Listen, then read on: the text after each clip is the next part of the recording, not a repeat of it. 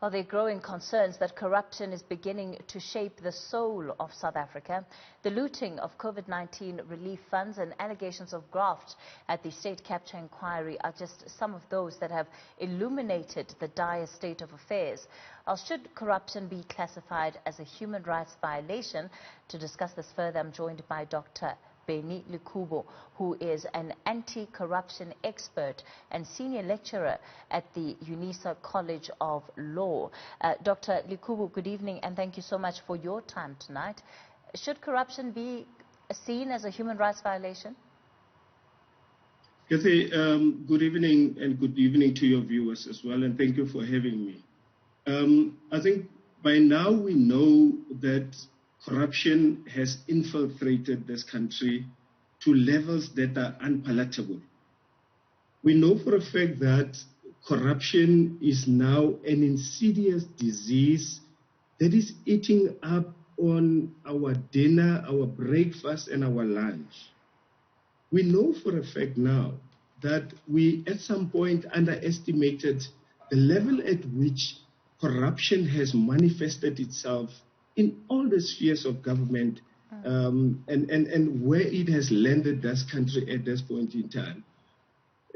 Having to look at what happened as well with the PPE corruption scandals that have just emanated, we can see that to a point, corruption has really affected service delivery to such a point that it affects the rights of human beings. For instance, when you look at what the Constitution says with regards to human beings having the right to life in South Africa, but this right has been taken away by selfish, unscrupulous bidders, companies that wanted to empty the belly of the beast and make money for themselves. And this is really unacceptable. I see what the SIU is doing. They are doing a great job, and we are happy about it.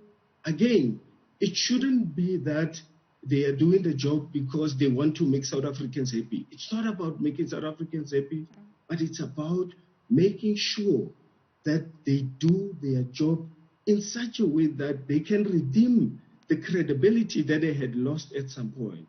So, yes, I agree with you. This then must go to Parliament. Parliament must then sit and say, we have a situation that is exacerbated.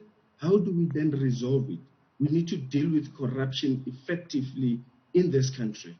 Of course, if one is to fully correct the wrong in terms of the fruit of corruption, it would also need to include a process of being able to ensure that those who've been hard done, who were expecting services and simply didn't get them, will now be able to access some of those services. And that in itself is work that is going to require money. More money, which we've been told that this government simply doesn't have. What then would be the appropriate way of righting that wrong? Absolutely, Cathy. I 100% agree with you. Now, you see what needs to be done, and I appreciate the efforts that President Cyril Ramaphosa has taken in terms of establishing the Fusion Center.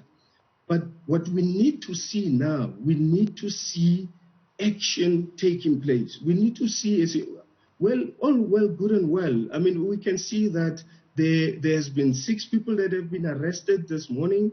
There's people that have been suspended. My worry that comes to the fore is the fact that we do not want to have a situation where there are sacrificial lambs, right? But rather you want to make sure that there are no holy cows. I've said it before, when this country wants to win the fight against corruption, there shouldn't be any holy cows. And then we can get this right. Now, if you look at the Fusion Center, they need to start putting the ball in motion. We need to recover and recoup each and every cent that has been lost to corruption and to the PPE scandals that have just come up. I'm happy that the arrests have been made.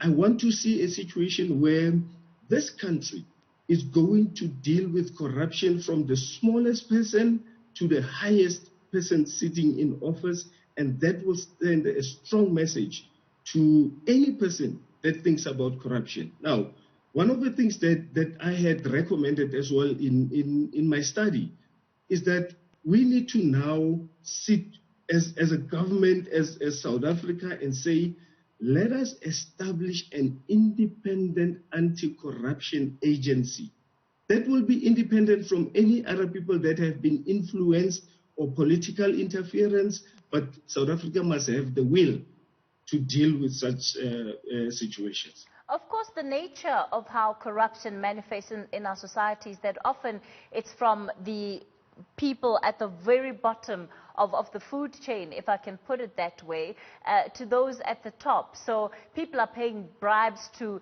the administrators who are having to do the work in terms of the logistics of whether it's filing tenders, whether it's making payment, right up to the very top. How do you get rid of such a system, especially when you see how endemic it has become? Of course, there's a risk that people will then want to protect each other because so many just stand to be affected and stand to lose out should the truth be fully uncovered. Absolutely. Look, I think, as I had alluded earlier, now we realize the volume or how corruption has manifested itself through the State Capture Commission. There is evidence that is coming out. There is unbelievable situations that one would not even have thought about. And this is why I'm saying we need to then make sure that, for instance, one, get rid of political appointments. And this is the problem that we have in South Africa. You would realize, if you had listened to the evidence that was given by Susan Daniels, there seems to be a manifestation of the Gupta family that has infiltrated this South Africa so bad that we can't even imagine this country being over corruption at some point. But if we put our heads together, if the government is serious and there's political will to deal with corruption, I think we will be able to win this. It's a long battle. It's a long shot that we are going to have. But at some point, this battle we will win.